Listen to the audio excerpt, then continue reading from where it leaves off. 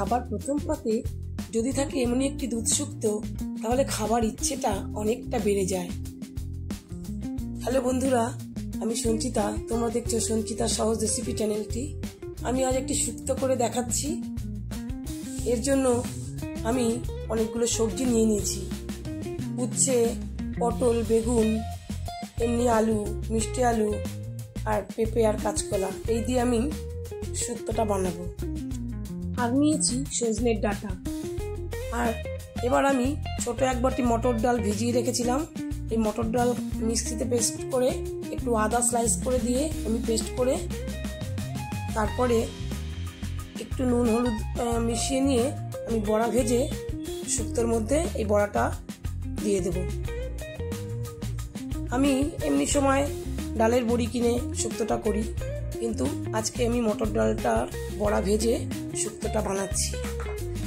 এতে এমনি বাড়িতে বড়া ভেজে করলে পরে এর স্বাদটা অনেকটাই বেড়ে যায়। একটু লালচে করে বড়াগুলো আমি ভেজে তুলে নিলাম।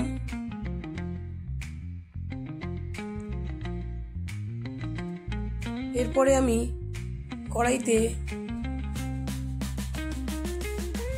কেটে রাখা উচ্ছেগুলোকে ভেজে নিলাম। একটু নুন মাখিয়ে রেখেছিলাম সামান্য, সেই উচ্ছেগুলোকে আমি একটু লালচে করে ভেজে নিলাম। উচ্ছেটা ভাজা হয়ে গেলে আমি বাটিতে তুলে রাখলাম। তারপরে এই তেলের মধ্যেই আমি দুটো শুকনো লঙ্কা দিয়ে তারপর আমি 1 চামচ রাঁধুনি ফোড়নে দিয়ে দিলাম আর দুটো তেজপাতা তেলের মধ্যে আমি দিয়ে আস্তে আস্তে সবজিগুলোকে আমি এর মধ্যে ঢেলে দিলাম। সবজিগুলো দিয়ে একটু মিনিট খানেক একটু নাড়াচাড়া করে নিয়ে একটু ঢেকে দিয়েছিলাম, তাতে সবজিগুলো সামান্য নরম হয়ে যায়।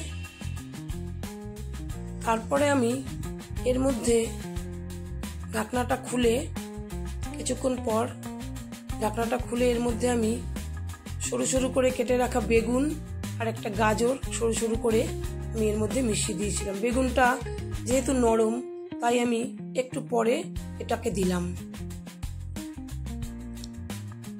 তারপর একটু মিশিয়ে নিয়ে আমি 4 চামচের 2 চামচ নুন এর মধ্যে অ্যাড করলাম। নুনটা তোমরা তোমাদের স্বাদ মতো দেবে। তারপরে মিনিট 5 আমি এটাকে ঢেকে সেদ্ধ করে নিলাম।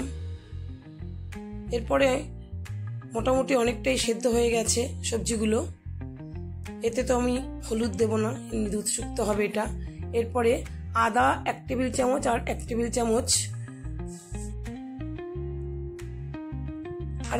চামচ রাঁধুনি বাটা এর মধ্যে মিশিয়ে দিলাম।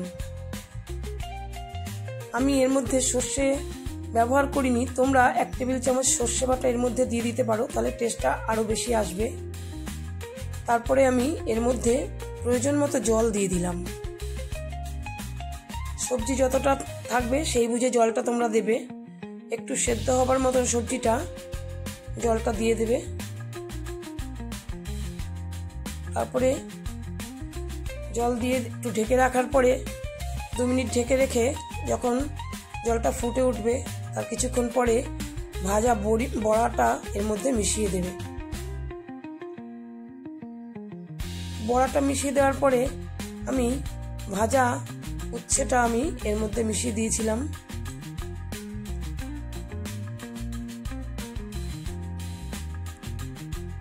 উচ্ছে ভাজাটা একটু পরে দিলেই তেতো ভাবটা হয়তো একটু কম হয়, সেই জন্য একটু পরেই দিলাম উচ্ছেটা।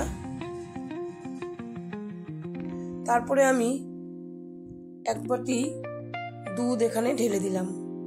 বন্ধুরা, তোমরা যদি গরুর দুধ দাও সেক্ষেত্রে সেটাও দিতে পারো, বা যদি এমনি পাউডার মিল্ক গুঁড়ো দুধ তোমরা যদি দাও সেটাও দিতে পারো। জলে গুলে হালকা গরম জলে আমি 1 প্যাকেট গুঁড়ো দুধ মিল্ক পাউডার গুলে আমি এর মধ্যে মিশিয়ে দিয়েছিলাম।